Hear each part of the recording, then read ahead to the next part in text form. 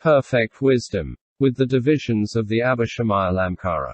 Translated by EdwardConze 1904–1979.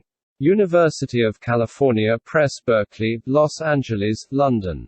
Chapter 77. The Cognition of the Perfect Purity of the Buddha Field. Subhuti. What is the bodhisattva's path, having stood wherein he should put on this kind of armor? The Lord. The Six Perfections, 2. The 18 Special. Buddha-dharmas. Moreover, all dharmas are the bodhisattva's path.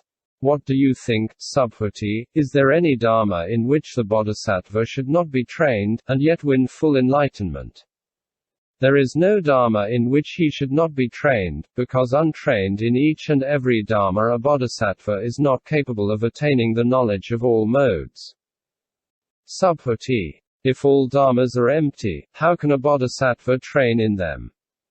Does he not form discursive ideas about something which is without them if he thinks that there are so many of these and not of those? These dharmas are worldly or supramundane, with or without outflows, conditioned or unconditioned, dharmas of the common people too. Dharmas of arhats, prekabuddhas, or Buddhas. The Lord. So it is, Subhuti. So it is. All dharmas are empty. If again all dharmas were not empty, then, the bodhisattva could not fully know the supreme enlightenment. But because all dharmas are empty, therefore the bodhisattva does fully know the supreme enlightenment. Moreover, Subhuti, when you say, if all dharmas are empty, how does a bodhisattva effect a differentiation of dharmas, to the effect that there are so many of these and not of those? 2. There are the dharmas of the common people too. The dharmas of arhats, pratyeka Buddhas, or Buddhas. It is just possible that those beings might cognize that all dharmas are empty. Therefore the bodhisattva, having fully known the supreme enlightenment, having noted the distinctive differentiation of all dharmas, demonstrates dharma to beings. The forsaking of all inclinations.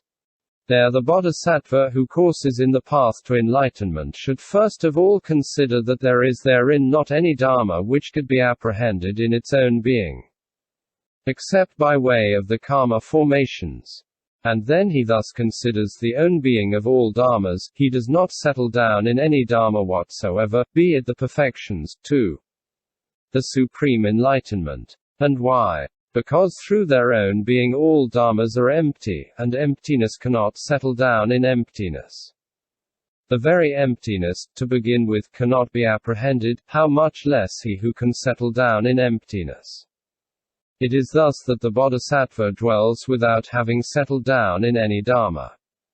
Having stood in this training, he surveys all the practices in which beings course, asks himself wherein they do course, and thinks to himself that they course in seizing on that which is not.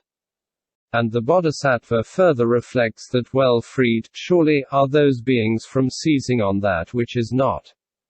Thereupon, through skill in means, having stood in the perfection of wisdom, he admonishes them as follows.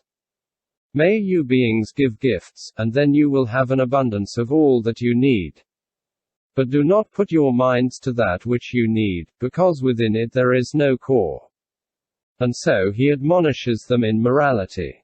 May you beings guard morality, but do not put your minds to that morality, for within it there is no core, and so for the other virtues, up to the dharmas of a Buddha.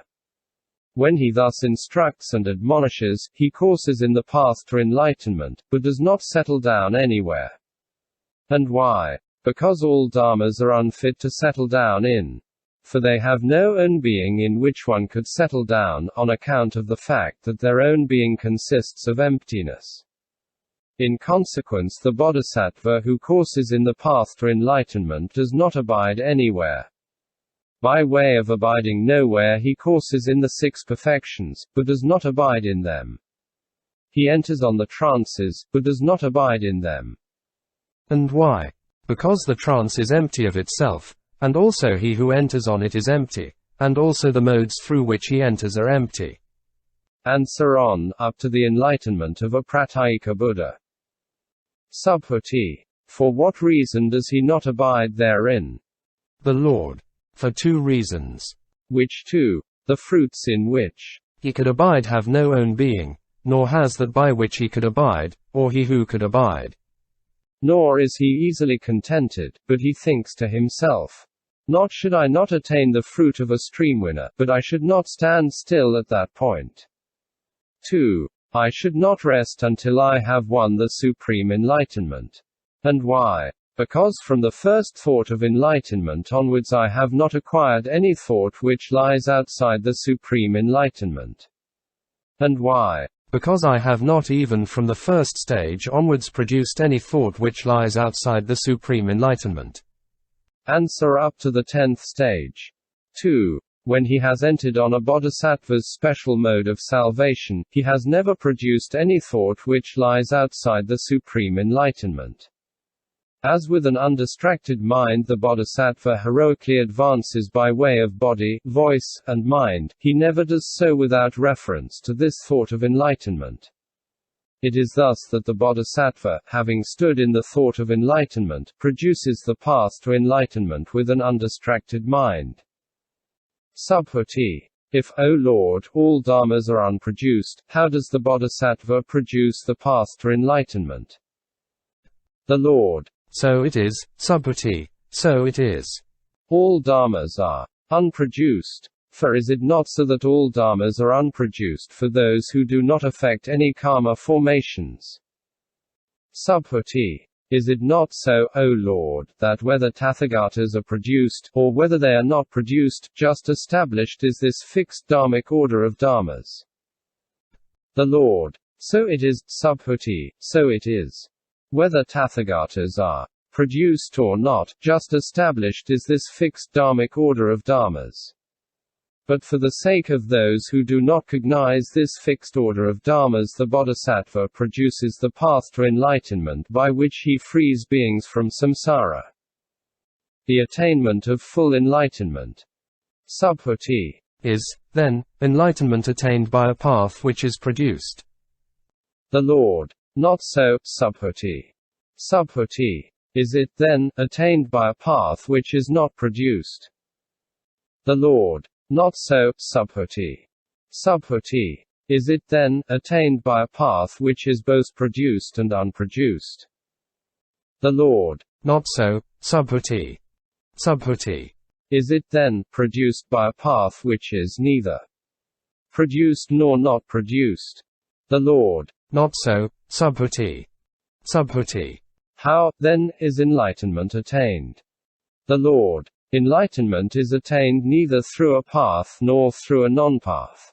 Just enlightenment is the path, just the path is enlightenment. Subhuti. If just enlightenment is the path, and if just the path is enlightenment, then the bodhisattva has already attained enlightenment. How, then, can a Tathagata be one who is recognized by the 32 marks of a Superman, the 10 powers of a Tathagata, the 4 grounds of self-confidence, the 4 analytical knowledges, 2. The 18 special Buddha-dharmas? The Lord. What do you think, Subhuti, does the Buddha attain enlightenment? Subhuti. No, O Lord, he does not. Just the Buddha is enlightenment, just enlightenment is the Buddha.